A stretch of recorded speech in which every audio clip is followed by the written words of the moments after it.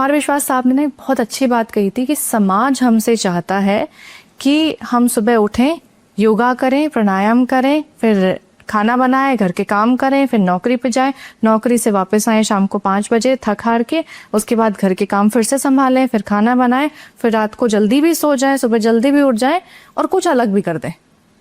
पता है, हमेशा एक बात जो समझ पाती हूँ, अगर कोई नया इंसान आपके घर में आया है तो आपको थोड़ा बदलना पड़ेगा, थोड़ा उसको बदलना पड़ेगा, तो रिश्ते निभाए जाते हैं और रिश्ते बनाए जाते हैं। जब आप मकान भी बनाते हैं तो मकान में आप सब कुछ एक ही प्रोडक्ट से नहीं बना पाओगे। अगर आपको किचन बनानी है तो आप किचन अलग चीज़ों से बनाओगे, किचन के बर्तन अलग होंगे, किचन में जो सामान सजाने का रखा जाएगा वो आपके हॉल में ही रखा जाएगा। तो हर चीज़ की एक अपनी वैल्यू, अपना एक स्पेस, एक अपनी पोजीशन होती है। वैसे ही बहू की एक अपनी पोजीशन, अपनी वैल्यू होती है। वो एक नए एनवायरनमेंट से, नए कल्चर से, एक बिल्कुल ही अलग जगह से ग्रो अप होके आई है। उसके घर में रहने का, खाने का, पीने का, पहनने का, बोलने का हर तरीका अलग था। हो सकता है वो बहुत कंजर्वेटिव फैमिली से हो और आप लोग इतनी ओपन हो कि वो एडजस्ट करने में थोड़ा टाइम समझ रही है। हो सकता है कि वो इतनी ओपन माइंडेड फैमिली से हो जहाँ पे आप किसी से कैसे भी बात कर सकते हो, और आपका परिवार जो है वो बहुत रिजिड है when it comes to relationship. उसको उस कल्चर में अडेप्ट होने में टाइम लगेगा। अब एक बच्चा जब पैदा होता है तो पहले वो धीरे धीरे बोलना सीखेगा, साउंड सीखेगा, उसके बाद में आप उसको चलना सिखाओगे, दौड़ना सिखाओगे, फिर उसके बाद धीरे धीरे बाय एज उसके एजुकेशन का सिस्टम बदलेगा, उसका कोर्स बदलेंगे। वो अगर आज चल पा रहा है तो वो कल साइकिल 4 पहियों पे चलाएगा, फिर वो 2 पहियों पे आएगा, और फिर वो हो सकता है कि वो हाथ छोड़ के भी चला ले। Everything takes time. उसको सीखने में, समझने में टाइम लगता है। हमारे जो परिवार है, जो हमारा इंडियन सोसाइटी और जो कल्चर है ना, वो एक्सपेक्ट करता है आज तुम आ गए हो ना, आज सब कुछ सीख जाओ, आज तुम परफेक्ट बहू बन जाओ, आज तुम परफेक्ट दामाद बन जाओ, सब कुछ परफेक्ट बन जाओ। हम इंसान को इतना परफेक्ट बनाने की कोशिश करते हैं ना, ये भूल जाते हैं कि ये परफेक्ट का ढांचा बनाया किसने है? हमने बनाया है। कि हमारी बहू इतने पर्दे में होनी चाहिए, कम बोलने वाली होनी चाहिए, बिल्कुल ज़बान ना खोले, उसके अपने कोई डिसीजंस ना हो, वो ऐसे नहीं पहन सकती, ऐसे नहीं जा सकती है, वो कुछ भी नहीं कर सकती है। क्यों? क्योंकि आप चाहते हो, आपकी नज़र में आइडियल बहू का जो एग्जाम्पल है, ढांचा है, मोल्ड है, वो ये है। आपको किसने दिया? सोसाइटी ने पास ऑन किया। क्या आपने कभी उससे पूछा कि वो कितनी समझदार है? चाहे वो फाइनेंशियल चीज़ें हों, चाहे वो पॉलिटिकल चीज़ें हों, उसके इंटरेस्ट क्या है? क्या उसको कुकिंग करना पसंद है भी या नहीं पसंद है? क्या उसको घर के काम संभालना ज़्यादा पसंद है, या फिर वो बाहर के काम में इतनी अच्छी है कि उसका कोई हाथ नहीं पकड़ सकता? आप उसकी इंटरेस्ट और उसकी स्किल्स के बेसिस पे उसको नहीं जानते हो। अपने इंटरेस्ट, अपनी ओपिनियंस और अपने ढांचे के हिसाब से दूसरों को जज कर देते हो कि नहीं तुम अच्छे हो और तुम नहीं हो। ये पूरा जो समाज का ढांचा है ना, हम जो इंसान हैं, अच्छी बेटी, अच्छा बेटा, अच्छी बहू, अच्छी बहन, अच्छा बाप, अच्छी माँ, हर रिश्ते में अच्छा बनने की कोशिश कर रहे हैं कि बाकी लोग हमें अच्छा समझते रहे। जबकि हमें ये समझना चाहिए था कि एट द एंड अच्छा इंसान बनना ज़रूरी है। आपने कभी किसी को नहीं बताया कि आप पर्दे में रह रहे हैं, नहीं रह रहे हैं, फर्क नहीं पड़ता है, लेकिन आपकी ज़बान क्या बोल रही है वो मायने रखता है। अगर आप लाख पर्दे करवा लो और इंसान ज़बान से गालियां बक रहा है तो उस इज्जत का आप क्या करोगे? अचार डालोगे? इज्जत, शर्म, हया और जो अच्छाई होती है वो इंसान के जज्बात, ज़बान और किरदार में होती है। अगर वो अच्छा है तो इंसान अच्छा है, अगर वो नहीं है तो आपके पास कितनी ही महंगी गाड़ियां हो, कितने ही महंगे जेवर हो, कितने ही महंगे कपड़े हो, कितना ही बड़ा आलिशान महल खड़ा हो, आपकी 2 कौड़ी की कीमत नहीं होती है। कभी सत्संगों में गई हो, जो बूढ़ियों का सत्संग होता है? हाँ, बचपन में जाती थी। पर वहाँ आपने कभी सुना है कि भगवान की पूजा हो रही है?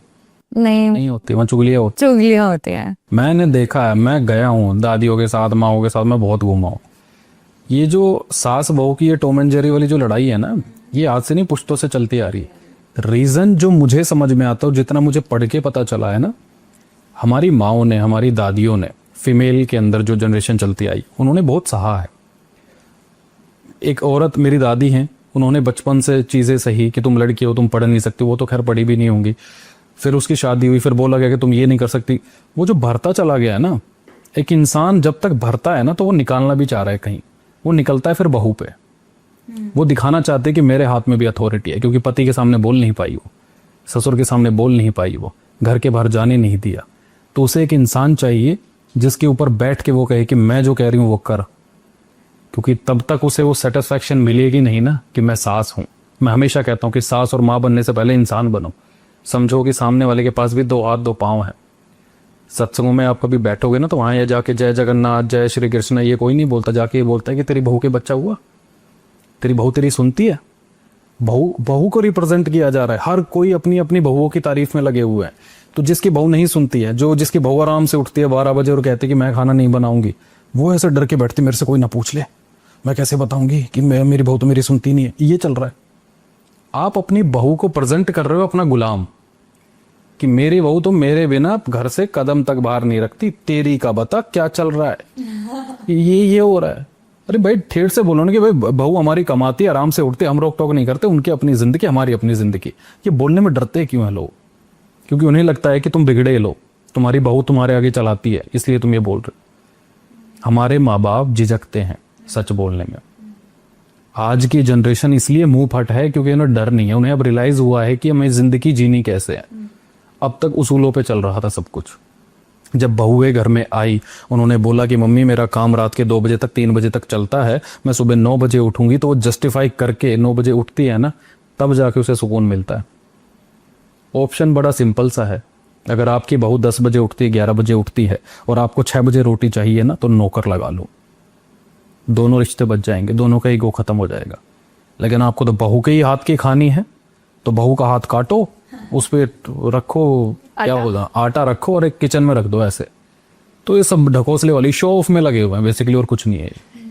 यही है। ये सारा गेम ना कंट्रोल का चला हुआ है कि हमारा कंट्रोल होना चाहिए हमारे बच्चों पे, हमारी बहुओं पे, हमारी बेटियों पे, हमारे बेटों पे, कि हम जैसा कहेंगे हमारी मर्जी से पहनना है, हमारे घर में ये नहीं चलता है, हमारे घर में ये नहीं होता है, हमारे घर में ये अलाउड नहीं है, हमारे घर में वो अलाउड नहीं है। कभी ये पूछा कि बच्चा क्या चाहता है? बच्चा इंसान है, उसकी अपनी ख्वाहिशें, अपने सपने हो सकते हैं।